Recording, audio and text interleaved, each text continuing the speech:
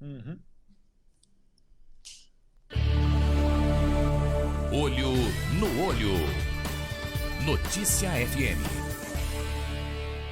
Olá, sejam bem-vindos a mais um Olho no Olho aqui pela nossa TV Notícia nessa terça-feira. Muito boa noite para você, seja bem-vinda, seja bem-vindo. Já estou em contato com o deputado federal Eduardo Bolsonaro, que conversa com a gente Olho no Olho aqui pela TV Notícia. Deputado, muito prazer em recebê-lo. Obrigado por atender aqui o nosso convite. Como é que vai? Tudo bem? Tudo bem, Edmilson? O senhor me dá a confiança de chamá-lo de Magrão. Pois não?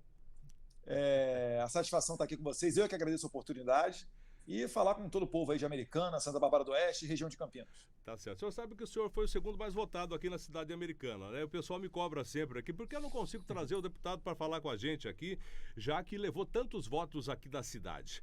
Inclusive, a gente tinha um agendamento tempos atrás, o senhor teve um problema de família e não conseguiu passar por aqui. Mas eu acredito que será no futuro não muito distante para a gente conversar ao vivo aqui pela Rádio Notícia. Afinal de contas, são mais de 40 anos no ar, 75 mil watts de potência e a gente tem muito o que falar para muita gente, viu, deputado? Com certeza, Magrão. Recentemente eu tinha uma visita marcada para ir para a Americana, né? Inclusive data celebrativa na Igreja Batista, uma visita ao cemitério que abrange ali pessoas da religião presbiteriana, batista, enfim. Mas infelizmente não foi possível, né? E metodista, mas infelizmente não foi possível porque a minha filha passou mal. Exato. E eu acabei tendo que ficar em São Paulo. Inclusive ela foi diagnosticada com uma virose e realmente essa daí não deu para cumprir. E foi em cima da hora mesmo que eu tive que declinar, infelizmente. Mas Agora, eu tenho um problema, Magro, que é o seguinte, eu quase sempre eu sou o mais votado, ou o segundo, ou no máximo o terceiro mais votado de cada município de São Paulo. Então, normalmente, essa demanda ela é muito frequente. E aqui, quando os prefeitos vêm aqui bater a porta do gabinete, os vereadores, eles sempre falam primeiro, né? Na minha cidade o senhor foi o mais votado. E na sequência vem um pedido de emenda ao orçamento para uma reforma de delegacia, enfim, alguma coisa do tipo. A gente tenta dar conta de máximo possível, mas é humanamente impossível. O que eu posso garantir é que cedo ou tarde eu vou passar pela região, mas por hora realmente eu não tenho uma data certa definida. Tá certo, o pessoal vai continuar me cobrando e eu vou continuar cobrando o senhor também, não tem problema não. Tranquilo. Deputado, fala uma coisa, a gente tem que entrar direto nessa parte da política aqui tá praticamente há 3 anos, né? A gente tem 3 anos aí do governo Bolsonaro e muita coisa foi feita, mas acredito que muito mais poderia ter sido feito. O que o senhor poderia elencar aí? O que é que poderia ter sido feito que não foi? Olha, se o Rodrigo Maia não tivesse sabotado as medidas provisórias do presidente, com certeza muita coisa já poderia ter sido feita, né? Dentre elas, eu destaco como a mais notória a regularização fundiária. O Brasil é criticado internacionalmente, muitos até chegam a ensaiar um coro de boicote aos produtos brasileiros, o que afetaria diretamente a empregabilidade aqui do Brasil. Por quê? Por conta de queimadas na Amazônia. Se entrar no mérito se está queimando, não está queimando, lá no exterior, de tanto a imprensa nacional falar mal, na cabeça do europeu principalmente, fica sedimentado que a Amazônia inteira está em chamas. Fato que a gente sabe que é mentira. Mas, com esse cenário daí, a MP da regularização fundiária, o que ela traria de novidade? Ela conseguiria titular terras para que elas tivessem um proprietário. Tendo um proprietário, você pode responsabilizá-lo por aquela queimada. A detecção das queimadas ela pode ser feita através de drones, de satélites, enfim. Só que como as terras, muitas das vezes, são ocupadas por pessoas que não são os seus proprietários oficiais, acaba que aquela queimada você não tem quem responsabilizar. E lembrando que a Amazônia, por si só, é uma área maior do que da União Europeia. Então é impossível você dar conta do poder público de apagar todo o foco de incêndio na região amazônica. Essa seria uma das medidas importantíssimas que traria benefícios para o Brasil inteiro. Infelizmente, Rodrigo Maia sabotou, ele oferecia à oposição quais medidas provisórias eles queriam que caducasse, e assim foi sendo feita a sabotagem do governo. Só para listar algumas outras, tem a MP da Liberdade Estudantil, que tiraria os estudantes da obrigatoriedade de pagar por uma carteirinha da Uni, a Uni, que é tradicionalmente ligada a partidos de esquerda, entre eles o PSTU, o PCdoB, e outras como o balancete empresarial, que o governo agora, enfim, conseguiu aprovar sob a gestão do presidente da Câmara, Arthur Lira, a da liberdade no futebol, enfim, em várias outras. O problema, finalizando, Magrão, acho que a população cada vez mais está acordando que o problema não está no presidente da República. O presidente da República é o mesmo, na frente e atrás das câmeras, e tenta, ao máximo possível, colocar as pautas que o elegeram em 2018 adiante. O problema está em outros poderes.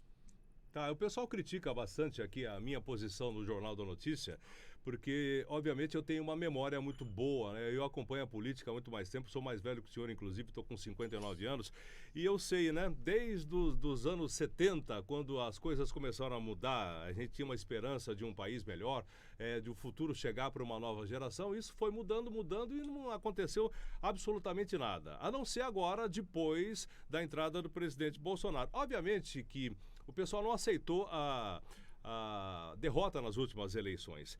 E eu pergunto para o senhor, como é que deve estar sendo governar ou atuar como deputado federal com sabotagem de tantos lados, inclusive de parte da mídia?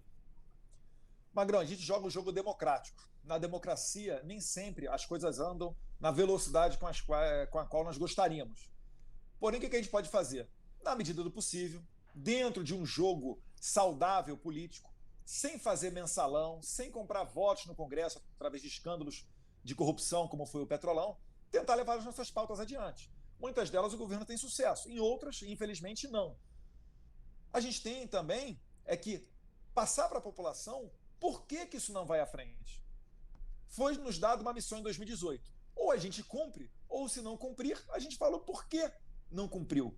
E muitas das vezes a gente tem que expor aqui as vísceras do poder em Brasília. Por que não vai adiante? Quem sabe, numa próxima eleição, a população melhore a qualidade de deputados e senadores e também nós estamos colhendo frutos de décadas assistindo futebol e novela. Futebol e novela tem o seu espaço, é saudável. Agora, o que não é saudável é o povo virar as costas para a política nacional. Porque quer você queira, quer não, a sua vida vai passar aqui pelo Congresso, vai passar pelo STF, vai passar pela presidência da República. Só que décadas de domínio de esquerda, eles chegaram a um ponto, por exemplo, de colocar 8 dos 11 ministros do STF indicados por Lula ou Dilma. E hoje em dia existem ali vários conflitos de interesse em que a Suprema Corte desautoriza o presidente. Então, no jogo democrático, isso vai levar um tempo até que seja reformulado o STF, porque, via de regra, os ministros eles só acabam saindo dali na aposentadoria aos 75 anos de idade. Então é a longo prazo que essas coisas vão mudar. Vai demorar muito, né, deputado? Porque, afinal de contas, nós temos aí o Dias Toffoli, que vai ficar até 75, entrou com 40 e alguma coisa, né? Se a gente... Aí tem que reclamar pro Lula e pros senadores que sabatinaram. Né? Exatamente. A gente reclamar, a gente reclama, mas não vai adiantar mais nada, porque, afinal de contas, eles estão legislando. Inclusive, trazendo a coisa agora mais atualmente a respeito do que aconteceu nessa última decisão aí do Supremo Tribunal Federal sobre as emendas do orçamento secreto. Conta para o pessoal, quão secreto é esse orçamento, deputado? Edmilson, não tem nada de secreto, né? O governo ele tem 1 ano para fazer a liberação das emendas. Através de um cálculo feito com base no PIB, todo deputado e senador ele tem cerca aí de mais ou menos uns 15 milhões por ano para fazer as chamadas emendas parlamentares. Reforma de hospital, compra de equipamento para o hospital, reforma de delegacia, projetos sociais, enfim, N áreas que ele pode colocar por ano esses 15 milhões de reais. São as chamadas emendas. Quando eu faço uma emenda, por exemplo, um projeto de surf em Ubatuba, ela vai ter que ser liberada aqui na Secretaria de Esportes. A reclamação do pessoal da esquerda é que pode ser dada uma preferência àqueles que votam com o governo para que seja liberado antes a sua emenda. Só que não existe qualquer ilegalidade, porque não tem uma ordem definida na liberação dessas emendas. Mas isso não aconteceu agora, né, deputado? Isso já acontece desde quando o Congresso é Congresso, né? Desde 1985, pelo menos, quando retornamos aí à nossa jovem democracia, que isso daí acontece. Exato. Só que agora parece que virou novidade, né? É aquele negócio. Magrão, em bom português é o seguinte, como não encontram nenhum escândalo de corrupção, eles tentam dar ares de corrupção a coisas que são totalmente legais, como essa liberação de emendas. Eles tentam primeiro criar uma narrativa para, no momento seguinte, justificar uma medida judicial, como foi da ministra Rosa Weber, né, dada a vênia, que suspendeu a chamada emenda de relator, a RP9. Isso daí foi acompanhada, né? E foi acompanhada aí pelos outros ministros do Supremo. O que é um absurdo. Isso daí sim é uma interferência entre os poderes, no judiciário, dentro do Congresso Nacional, porque é uma prerrogativa do parlamentar. O parlamentar, agora você imagina, ele chega e fala o seguinte: eu recebi uma demanda, fui eleito democraticamente, represento uma parte da sociedade que é de Americana. Eu vou reformar o cemitério em Santa Bárbara do Oeste, ou o cemitério de Americana. Agora ele vai chegar para a população e vai falar o seguinte: eu não vou conseguir mais fazer. A população não quer saber qual juiz que impediu, proibiu, etc. Vai tirar aquele deputado para mentiroso. Então, é uma interferência entre os poderes que a própria Constituição prevê que jamais deveria acontecer. Infelizmente, Magrão. Tá. Eu faço sempre uma colocação a respeito aí da adesão aí do governo ao Centrão, chamado Centrão, porque se não tivesse acontecido essa adesão, o impeachment do presidente já teria acontecido, né, deputado? Magrão, não tem como garantir, mas certamente aqui no Congresso existe esse jogo do poder. Eu acho que o impeachment do presidente não aconteceu por causa principalmente, do apoio popular. Como é que Collor e Dilma sofreram impeachment, sem entrar no detalhe de cada caso? No mérito, né? Foi uma combinação de crise econômica com baixa popularidade do presidente. Através da pandemia, criou-se a crise econômica. E, inclusive, tolheram o presidente da República de tomar medidas na pandemia, passando esse poder a governadores e prefeitos sobre lockdown. O presidente não fechou nada. Governadores e prefeitos parece que tinha uma competição para ver quem fechava mais. O pessoal prendendo até mulher de biquíni em praia. Para daí virar essa crise econômica. Só que, como os apoiadores do presidente continuaram a apoiar o presidente, o Rodrigo Maia viu que não tinha espaço para ele pautar o impeachment. Então isso aí foi o principal. Agora, certamente, sem fazer qualquer tipo de escândalo de corrupção, sem fazer tomar lá da cá, você pode ter uma participação aqui dos parlamentares. Por que não? A gente não pode demonizar o poder político. E o presidente, finalizando, Magrão, em 2017, na Jovem Pan, ele deu uma entrevista falando isso, que caso fosse eleito presidente, ele teria que ter algum tipo de diálogo com o Congresso. Agora, o Congresso depende, a qualidade do Congresso depende do voto da população. O presidente pode muito, mas não pode tudo, né, deputado? Exato. Agora me fala uma coisa, o que está aí em pauta, né? A PEC dos precatórios, né? Foi aprovado em segundo turno com mais de 320 e tantos votos, né? 323. 323, né? Essa é uma outra história também que está mal contada, porque afinal de contas eu acompanho sempre aí o noticiário, principalmente o Paulo Guedes, que fala muito bem a respeito. Eu sempre falo que ele é o melhor dos ministros de todos os tempos, né? O pessoal critica, a gente briga aqui no ar, às vezes, dizendo que tá com saudade do Manteiga, então fica com Manteiga, né? Agora me fala uma coisa, tem precatório desde 1962 e Sim. nunca foi pago. De repente, isso aí foi proposital ou foi uma coincidência cair no colo aí do governo esses 90 bilhões, é isso? Edmilson, o que acontece? Os precatórios, todos os anos, eles têm aí eles entram na chamada despesa obrigatória. Então, o judiciário manda a conta dos precatórios para o presidente. E o presidente não tem como não pagar. Todo ano, essa conta aí de precatórios, ela cresce aí 6, 7 bilhões mais ou menos. Só que agora, o judiciário, o STF, mandou a conta de cerca de 35 a 40 bilhões. E o governo não estava esperando isso. O governo esperava ter essa margem de dinheiro para incrementar um novo programa social chamado Renda Brasil, para R$400, que englobaria ali o Bolsa Família, dentre outros benefícios. Então, se realmente... Aí surgiu a necessidade dessa PEC dos precatórios, para se alterar na Constituição a lei que trata dos precatórios e dar uma margem, dar uma folga para que o presidente possa pagar esses precatórios e ter algum dinheiro para realmente investir nesse trabalhador mais humilde, no trabalhador informal, que foi justamente aquele que não tinha poupança nem reserva para ficar em casa durante a pandemia. É o que mais sofreu na pandemia. Então, para que consigamos atender, para que consigamos ter essa política social, a gente trabalhou na PEC aqui dos precatórios, com o apoio do presidente Arthur Lira, e conseguimos aprovar. Uma PEC ela aprovada em 2 turnos. No primeiro turno, ela teve 312 votos. E ela precisa de 308. Ou seja, 4 votos a menos não teria passado. Agora, no segundo turno, o governo mostrou que entrou em campo, fez um bom trabalho e foi aprovada com 323 votos. E o Senado agora? E o Senado agora? Que o Senado acompanhe essa batida e também aprove. Se não aprovar, quem vai ser o principal prejudicado é o mais humilde, não tenha dúvida disso. Só que eles fazem de tudo para criar uma crise e depois tentar culpar o presidente Jair Bolsonaro. Tá, o que eu acho engraçado, que não tem nada de engraçado na verdade, eu acredito, fazendo umas contas que eu fiz outro dia, o governo gastou quanto na pandemia? Em torno de 700, 800 bilhões para ajudar praticamente toda a sociedade. Mais ou menos isso? Eu acho que até um pouco mais, Magrão. De cabeça aqui eu não posso te dizer agora, mas enfim, foi isso daí. Foi trilionário o negócio. Só para a gente fazer uma conta aqui e ver que de repente isso aqui agora vai custar em torno, só os R$ 400 no Auxílio Brasil aí, serão em torno de 50 bi, é isso? Mais ou menos. Mais ou menos 50 bi. Para quem gastou 700, quase 800 bilhões, ou quase 1 trilhão aí na pandemia, que ninguém esperava, o senhor já esperava uma pandemia, passar por uma pandemia na vida do senhor? Jamais, Magrão. Acho que ninguém no mundo estava preparado. Talvez só a China estivesse preparada, porque foi o único país que teve o PIB positivo em 2020. Ganhou muito, né?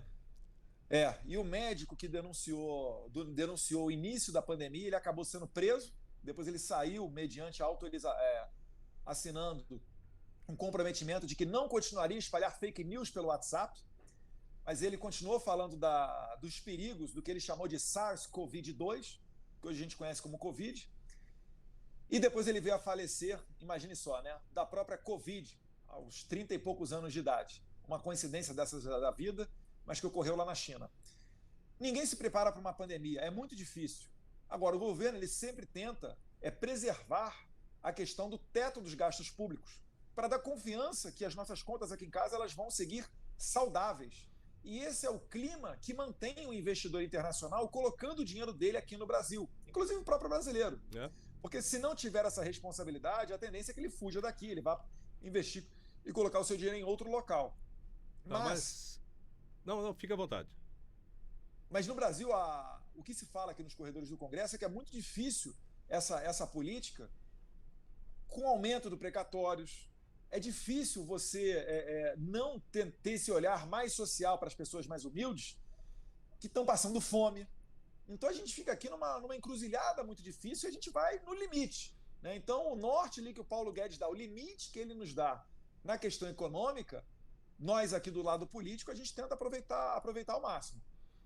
Agora, sabotar R$ 400 para as pessoas que estão passando fome, são 17 milhões aproximadamente, deputado? É complicado, Magrão, é complicado demais. Eu não consigo entender o porquê desse aumento. Como eu falei, dos precatórios, que era coisa de 6, 7 bilhões por ano, e agora deu um salto para 35, 40 bilhões. Eu acho que é uma medida que beira a irresponsabilidade. Logo após a pandemia, você querer fazer isso. E nada tira da minha cabeça que, pelo menos a oposição, ela aproveita esse momento para dizer que não, é a PEC do calote, não pode dar calote nas pessoas. Mas eles, quando governaram o Brasil no passado recente, continuavam com a mesma política de precatórios. Então são fatos que acontecem no Brasil, infelizmente. É tipo assim, para a turminha de cá pode, para a turma de lá não pode, né? Dois pesos, duas medidas. Duas medidas. Agora me fala uma coisa, deputado, a gente tem aí essa PEC que provavelmente passará 41 dos 81 senadores, o número de votos, é isso? Não, ali são... De 81 senadores precisa de... 3/5. 3/5. Aham. Eu não sei 16, vê o número aqui certinho para o número de votos. É bastante voto. Vai dar quase cerca de 50 votos. 50 votos é bastante voto, né? É mais ou menos isso daí. De 81 senadores é realmente um que a gente fala, coro alto.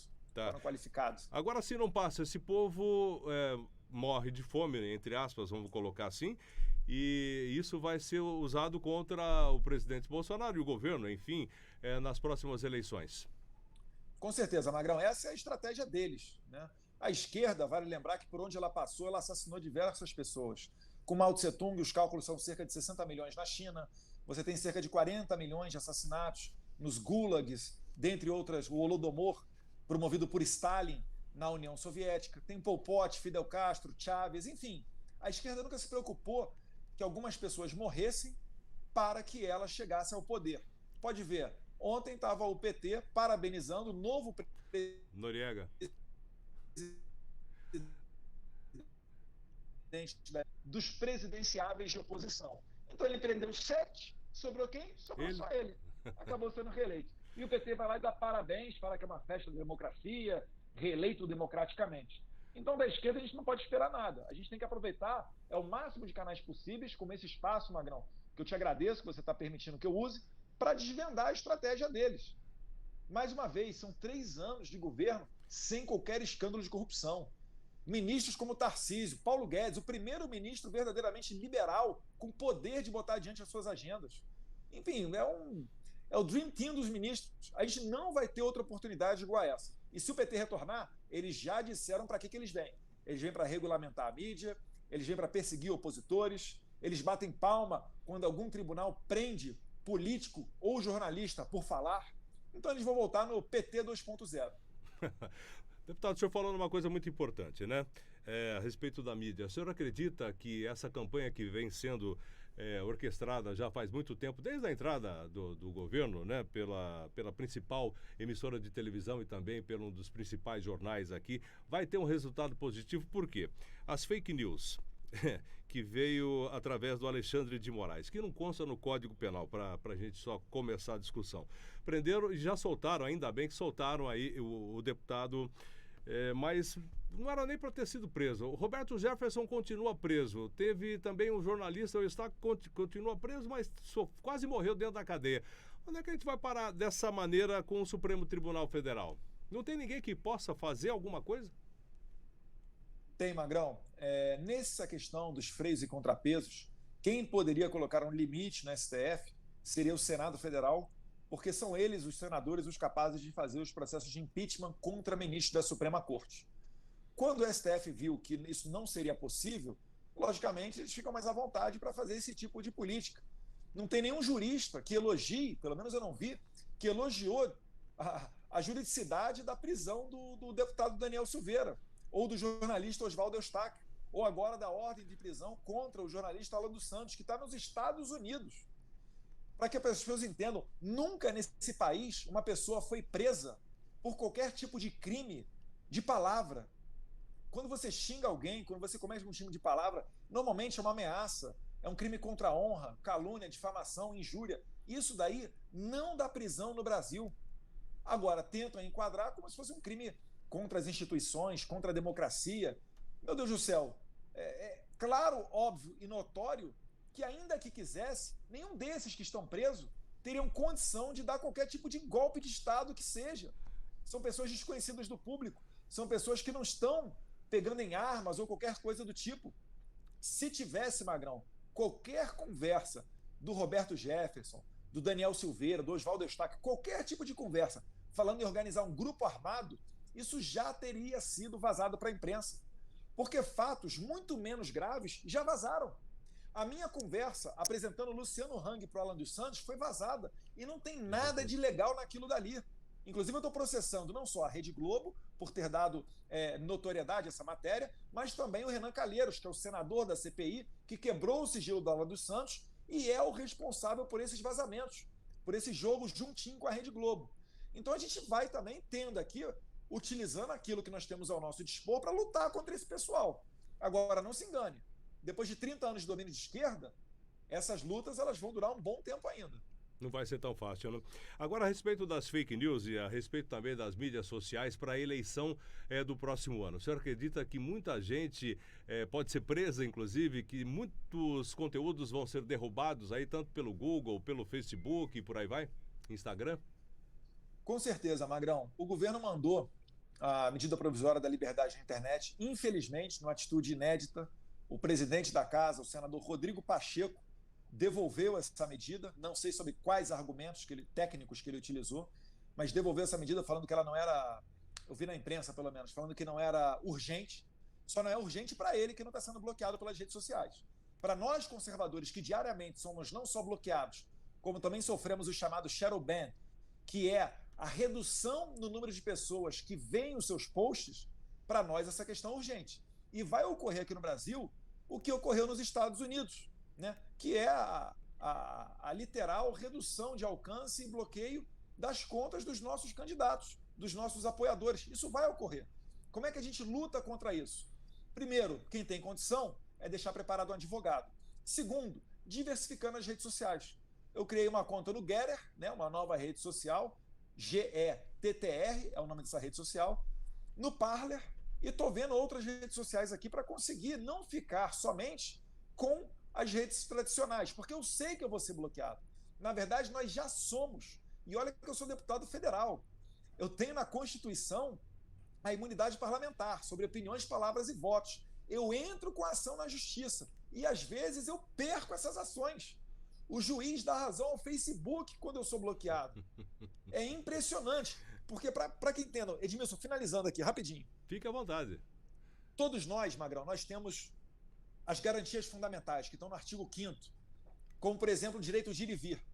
Para uma pessoa perder o direito de ir e vir e parar numa cadeia, ela tem que passar por um devido processo legal, garantindo a ampla defesa e o contraditório. E só um juiz pode reduzir os seus direitos fundamentais. Com a liberdade de expressão, não deveria ser diferente. Também está previsto no artigo 5º. Só poderia eu ser reduzida a minha liberdade de expressão através de um processo judicial, com ampla defesa e contraditório. No entanto, alguns juízes, eles delegam esse poder jurisdicional, eles delegam esse poder para a rede social, para a Big Tech, para o Facebook, para o Twitter, para o Instagram. É incrível que eles consigam fazer isso. Mas a gente vai continuar lutando aqui, Magrão. Tá certo, deputado, eu não sei como é que tá o seu tempo, o meu aqui tá tranquilo, porque se eu entrar no Lula, aí a coisa vai andar, porque eu não falo... Tem mais 10 minutinhos aí, tem assim, Magrão. 10 minutinhos, então vamos falar a respeito dessa história, né? Porque eu chamo aqui de ex-condenado, eu não falo o nome desse cidadão, porque afinal de contas, eu sei exatamente o que ele fez para toda a nação brasileira. A partir do ano de 2002... seguindo ainda os preceitos do então Fernando Henrique Cardoso, a coisa andou mais ou menos. Mas o projeto criminoso de poder terminou com todo mundo na cadeia e todo mundo solto. Quem é que está preso dessa história? Eu lembro aqui, acho que o Marcos Valério também está solto, né? É somente o ex-governador do Rio de Janeiro que continua preso, deputado? Acho que sim, o Sérgio Cabral é mantido Sérgio Cabral. preso. Alguns outros estão em prisão domiciliar ou tornozeleira, mas nada impede que eles continuem fazendo as suas articulações. E é um bando perigosíssimo. Só no BNDES, o presidente Jair Bolsonaro lembrou, em recente discurso no Paraná, que só no BNDES as suspeitas de desfalque giram em torno de R$500 bilhão. O orçamento do presidente Jair Bolsonaro é o menor, talvez, da nossa recente história da democracia. E ainda assim, olha o que o Tarcísio consegue fazer com esse dinheiro. Sim. Olha as políticas econômicas que fizemos durante a pandemia, né? Então você daí começa a tirar como que esse pessoal roubava no passado. O problema do Brasil é que é muito rico, então o pessoal roubou muito, fez porto em Cuba, hidrelétrica na Nicarágua, metrô em Caracas, perdoou a dívida de ditaduras africanas e ainda assim tinha dinheiro para fazer aqui políticas que às vezes, por vezes, né, desaguavam em escândalos de corrupção. Infelizmente, Magrão, a gente vai ter que relembrar todos os dias, porque a nova geração, principalmente, muitos ainda ficam suscetíveis a essas mentiras desse pessoal. Você não precisa imaginar como é que é um governo do PT. Você já teve um governo desse recentemente. E eles nem escondem, eles falam, vamos voltar para regular a mídia, vamos voltar para continuar dando parabéns aí para Nicarágua, para Venezuela, enfim. O que me preocupa o cardápio está aí. O que me preocupa nessa história toda foi o aparelhamento que foi feito nas universidades e escolas desse país, viu, deputado? Sim. Que eu sei exatamente, porque eu já tive, obviamente, o senhor estudou também, o senhor sabe exatamente o que acontece dentro de uma sala de aula, né? Então isso vai demorar muito tempo para essas crianças, adolescentes e pós-adolescentes não caírem na real, porque cada um pensa do jeito que quiser, mas entender realmente o que está acontecendo. Nessa história do ex-presidiário, obviamente, até acredito... Coloco até dúvida se ele será candidato à presidência da República, né, no próximo ano. O senhor tem certeza que o presidente Bolsonaro vai tentar a reeleição ou não? Magrão, o presidente, eu acho até que ele não tem, eu não falo por ele, obviamente, mas eu acho até que ele não tem outro caminho. Ele tem que disputar a reeleição. Se hoje em dia deputados conservadores estão sendo presos, jornalistas sendo presos, inquéritos sendo abertos sem o aval do Ministério Público e várias outras atrocidades, é só você imaginar como é que vai ser o meu futuro caso o meu pai não seja mais presidente da República. Vai ser muito complicado. Então acho que ele não tem outro caminho. E ele falou recentemente que o futuro dele tem 3 destinos, né? Ou ele vai ser morto, ou ele vai ser preso, ou ele vai ser vitorioso. Bem, ser preso ele já descartou. Então ele está entre ali ser morto e ser vitorioso. Eu acho que não vai fugir disso, não. E também acredito que o Lula vá ser sim candidato. né? Pessoas que normalmente são egocêntricas, ele que já tem uma idade avançada, provavelmente não terá uma outra oportunidade de ter uma saúde para disputar a presidência da República, então eu acredito que sim, que ele vai ser candidato. Eu não confio em nada que ele fala, inclusive quando ele fala que não será candidato. Talvez seja aí só uma estratégia para fazer uma articulação política ou para reduzir a temperatura em cima dele. Tá certo. Só para a gente encerrar, eu sei que o seu tempo também é curto, né? Tudo isso que vem sendo feito, já perguntei, mas a gente não teve uma resposta pela grande mídia. O senhor acha que vai ter um reflexo na eleição do ano que vem? Eu acredito até que positivo para o atual presidente. Eu tenho certeza, Magrão, que vai ter um reflexo positivo. Né? Muita gente acredita que o que aconteceu em 2018 foi uma onda que deu e passou. Eu falo que não. Eu falo que nada mais será igual após 2018. A população brasileira ela cada vez mais se interessa por política. As minhas redes sociais elas não param de crescer. O meu eleitor me cobra mais do que nunca. O brasileiro, normalmente, via de regra, sabe mais nomes de ministros do STF do que de titulares da seleção brasileira. Com certeza. E esse tipo de coisa não tem como você esquecer da noite para o dia, Magrão. Não tem como você esquecer. Então eu acho que a gente vai ter uma renovação ainda maior no Congresso para o ano que vem. E o brasileiro está cada vez mais maduro, porque tem acompanhado o dia a dia do presidente. Sabe o que as pessoas mais falam para mim, Magrão? O quê? Para não desistir. É. Para continuar nesse caminho. Por quê? Porque elas estão vendo quanto que o presidente quer fazer o certo e quanta resistência que tem para fazer o certo nesse país. Então, acho que ano que vem aguarda boas surpresas para nós, se Deus quiser. Tá certo. Deputado, eu sei que o seu tempo é curto, acabando aqui, mas eu quero fazer um pedido ao vivo. Obviamente, eu sei que muito difícil, mas eu quero que o senhor interceda junto aí aos assessores do presidente da República, porque é muito importante que ele apareça num programa, numa rádio, que não é uma rádio pequena. É uma rádio do interior do estado de São Paulo, a Rádio Notícia há mais de 40 anos no ar. Estamos aqui com a plataforma TV Notícia, também pelo nosso Facebook, enfim, muita gente participa e muita gente vê. E eu tô tomando porrada todo dia por defender aí parte do governo Bolsonaro. E eu tô junto nessa história, viu, o deputado? Então me ajuda aí, né, meu? Não, Magrão, pode ter certeza que conta com a minha sensibilidade, né? Eu agradeço mais uma vez o espaço. Eu procuro dar prioridade a radialistas e jornalistas que deixem a gente falar, né? Lógico. Não que fiquem atochando a gente de ataques.